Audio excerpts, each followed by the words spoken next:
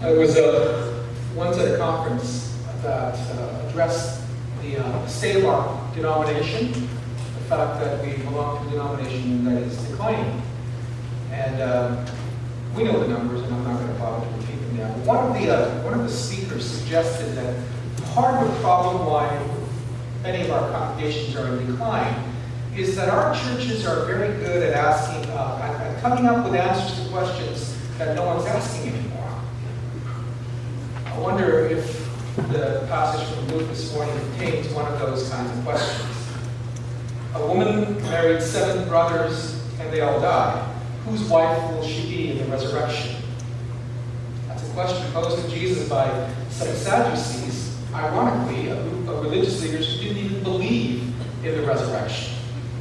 And remember, how do you differentiate Sadducees from Pharisees?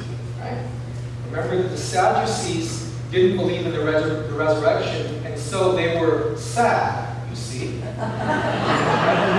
didn't believe in the resurrection, so they were sad, you see. So the context of the text this morning makes it clear that the Sadducees, they weren't really interested in the answer to the question. Rather, they were interested in trapping Jesus with a question which they thought he could not answer. The issue of whose wife the woman would be in the resurrection was one that was rooted in the Mosaic law, in what's called the Levirate marriage tradition, which stated that a man who left his wife without a child, it would be the duty of the next brother to marry the widow and try to produce a child who would then become the heir of the older brother who died. So in this case, 7 brothers took up the cause, all without success, leaving the question of whose wife would the woman be in the afterlife.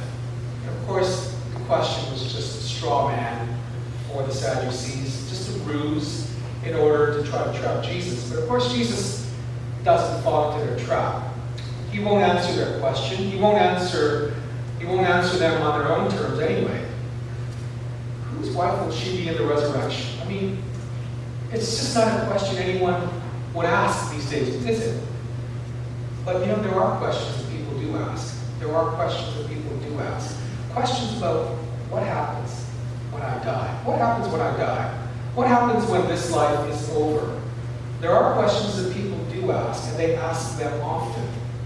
And so Jesus uses the occasion of the Sadducees' question to talk a little bit about what happens when we die. I watched a movie starring Matt Damon called Hereafter. And it's a movie that explores what happens when we die. Damon is a psychic. He has powers to contact those who die. And his name is George. And the whole premise of the movie is that we can have contact with those who have predeceased us. And in one part of the movie, George meets a woman named Melanie in an Italian cooking class. And they have a mutual attraction to one another. But when Melanie finds out that George can contact the dead, she asks for a reading. She asks for a contact. George warns Melanie about the risks, but she insists. So when George holds her hands, he sees the figure of Melanie's deceased father, who tells him to ask Melanie to forgive him for what he did to her as a child. When Melanie hears this, she's overcome with emotion. She's unprepared to deal with the consequences of the psychic reading. She flees the apartment in tears, never to see George again. And then in another part of the movie, George is contacted by Marcus. He's a 12-year-old boy whose twin brother Jason has died in a car accident. Finally pressured into making contact with his deceased twin, George is able to tell Marcus that Jason is happy in the afterlife, that it's more wonderful than he can imagine. Jason also wants George to tell Marcus that he can no longer look after him, that he must now start to look after himself and not fear being alone.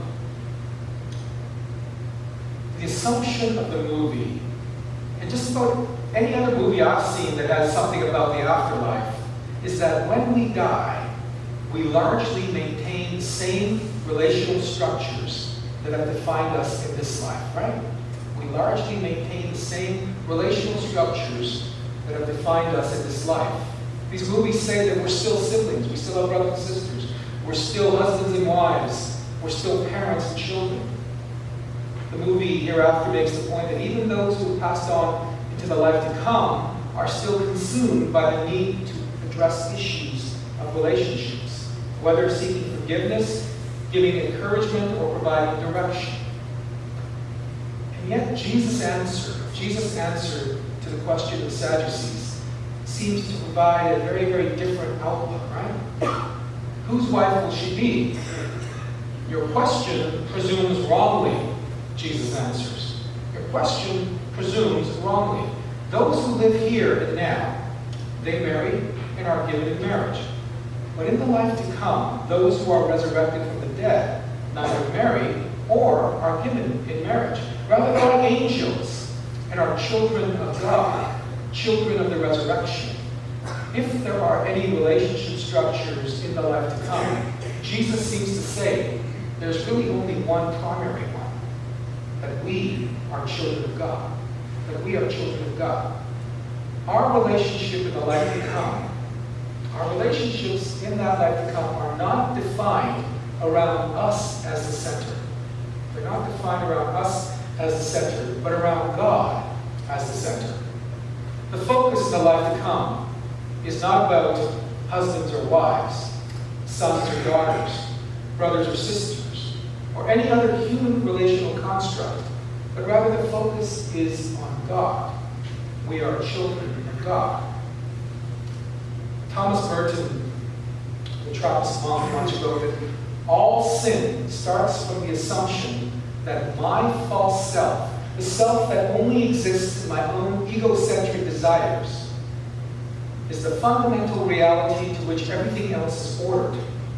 All sin starts from the assumption that my false self is the fundamental reality to which everything else is ordered. That false self, that ego, targets its own satisfaction as the exclusive focus of this life. So it's not a big stretch to see how this focus can carry on into our expectations of the next life, right? Whose wife will she be? Assumes that one of the brothers might be able to say, she's my wife. Or that she might be able to say of one of the brothers, he's my husband. But this sort of imagination still holds at the center our egos, our wants, ourselves. And Jesus is saying, in the life to come, God is at the center, that we are children of God. To know the resurrection life in God's presence is to know that just as a grain of wheat falls to the ground and dies, so we also have to die to ourselves, so that Christ can transform our egos into his likeness. Christ must increase, we must decrease. Have any of you read the book, The 5 People You Meet in Heaven? It was very popular a little while ago. It's from the author Mitch Albom, and he writes of a man who encounters 5 people in heaven who have significantly impacted his life, whether he knew it at the time or not. It's sold like 11 million copies in 35 different languages. It is the best-selling hardcover first-time novel ever. Part of our fascination with books like this, The 5 People You Meet in Heaven, movies like Ghost, or The Sixth Sense, or Contact, you name them, right? Hosts of other books or films, is that it revolves around the need to make ourselves the center. I don't know whether I'll meet 5 people in heaven, or whether I'll meet 50 people, or whether I'll meet 50 million people. What I do know, what Jesus tells me, is that I will for sure meet one person in heaven. What I know for sure, what Jesus tells me, is that I will be a child of God. I will be a child of God. I'll be in a relationship with God that centers around God and not me. Now, one time Jesus told a parable about the rich man and Lazarus. And after both died, the rich man recognizes Lazarus, right, at the side of Father Abraham. So does that mean that we'll recognize one another? I don't have a definite answer. But I do think, again, a question like that, will we recognize each other, again, presupposes our centrality, our need to know. And it's really hard to let go. It's really hard to let go of that desire to satisfy our need, our wants. This is not to criticize or to minimize our concern for human relationships. Jesus is very clear that while on earth people marry and are given in marriage, there are genuine concerns, genuine questions that are asked about the future, that are rooted in sincerity, sometimes rooted in pain, hurt, seeking reconciliation. You know, if you lost someone you love, if you lost a spouse, and you found the blessing of another love, maybe the question of the Sadducees holds some sort of interest for you. If you've ever lived with an irresolvable pain or guilt, perhaps the thought of some future in which that pain, that guilt might be absolved, where that pain can be healed, holds enormous power and hope. All these things, and so much more, hold our attention in this life, and we imagine that they must also in the life to come as well. But if we're honest about it, the life to come with God for eternity is a life with which we are wholly unfamiliar. Right? I don't know of anyone here who has spent any significant time in that life to come and has come back to be in our presence. Eternal life will be qualitatively different from what we know in our present existence. Just as being in the womb for 9 months cannot possibly prepare a baby for the life to follow, so our life here on earth cannot possibly really prepare us for the life to come. There is much we don't know. There's a lot we don't know. What we think we know is often speculation and imagination. Now, I've often said to grieving people who have lost loved ones that I believe that the God who blesses us with love in this life will also honor that in the life to come. Somehow, the God who blesses us with his love through people will honor that love in the life to come in some way. What form those relationships will take is unclear at best. But there is one thing we know. Jesus tells us we'll know God, that God will know us, and that anything else and everything else will take second place to that primary relationship and that primary connection. For most of us, we listened to the text this morning and the question of whose life will she be in the resurrection, and we find that question hardly compelling. A better question might have been, how do we treat one another? Husbands and wives, children, parents, siblings, friends, what have you. How do we treat one another while we're still alive? Right? While we still have the ability to care for one another, love one another.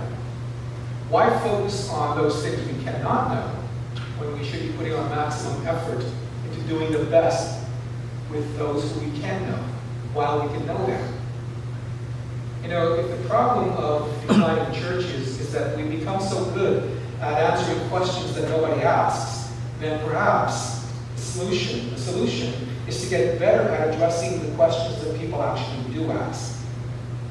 What happens? What happens when I die? What happens when I die? The temptation is to do what we always do, which is to put ourselves in the center, to put our egos first, to center everything around our needs and our wants. But again, that is a lot of speculation, and that's all imagination. You know, when you think about it, what would be so good, what would be so compelling about an eternity in which the same old problems and the same old painful issues still plague us and perplex us? Right? If eternal life is just a continuation of this life, the same old issues, what would be so compelling about it? The good news is that in God, with God as our center, we're promised a new life that we can't even begin to imagine. The good news is that we can share with others the one certain truth, that in the life to come, we will be children of God. We will be children of the resurrection. That life does not end with our last breath. In God, death does not have the last word. In God, we will know resurrection. God is not God of the dead, but God of the living. And to him all are alive. To him all are alive. On this Remembrance Sunday, we give thanks to God for those who faithfully have served our country for the cause of freedom, those who risked and those who sacrifice their lives, those who continue to risk today, so that we might know the freedom to live as we live, to worship as we worship, unhindered, without threat. Just as Jesus affirms that God is the God of Abraham, the God of Isaac, and the God of Jacob, because God is the God of the living, and to him all are alive, so also those who are faithfully served and have died in the Lord are also alive, for God is God of the living. The good news, friends, is that those who have gone before us, those we love, those we miss, those who have gone before us know resurrection from the dead. They know a relationship with God, rooted deeply in God's love, God's grace, and God's joy. What happens after we die? The good news is that because God is a God of the living, when we die, we pass from this life and all of our complicated and complex relationships into a reality where our primary relationship will be with God, our Creator, and everything else just flows from that amazing central relationship. In a world full of people who so desperately seek insight into life and eternal life, but who so often cannot see beyond their own needs and desires, even in the life to come. Friends, the Christian contribution is to share the good news that it's not all about us.